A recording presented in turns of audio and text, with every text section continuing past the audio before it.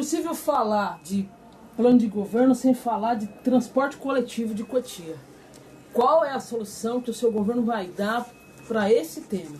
Vergonha na cara. Vergonha na cara.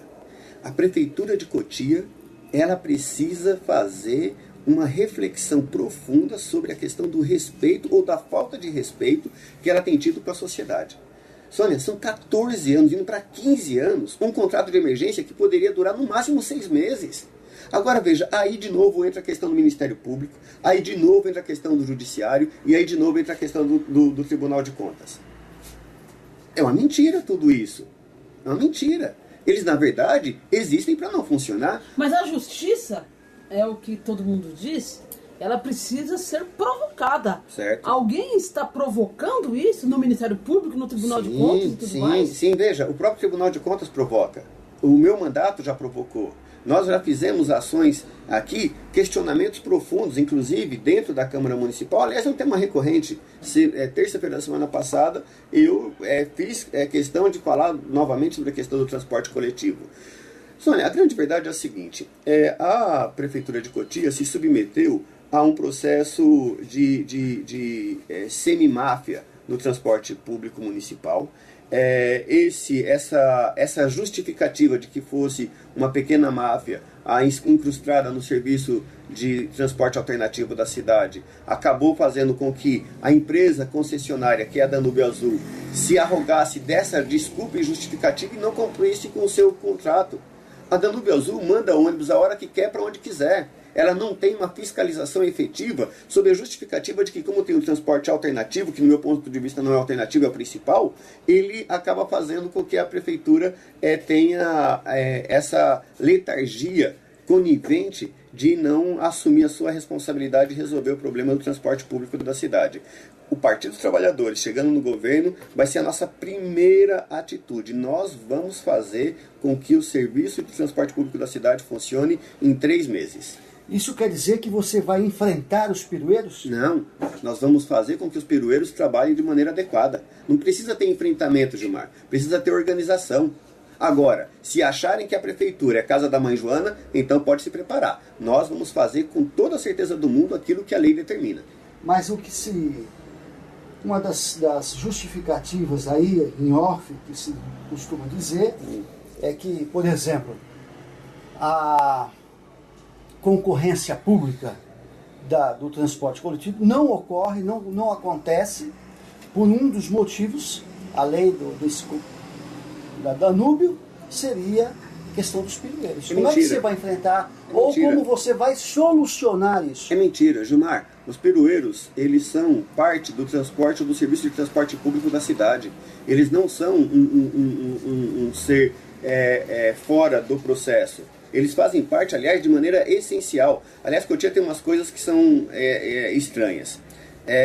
O serviço alternativo de transporte é o serviço principal. Assim como o serviço de segurança pública alternativo, que é a Guarda Civil Municipal, é o principal.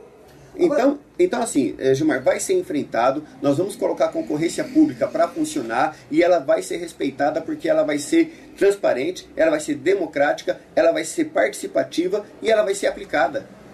Isso é sob o ponto de vista, vamos dizer assim, de política pública, de controle da prefeitura.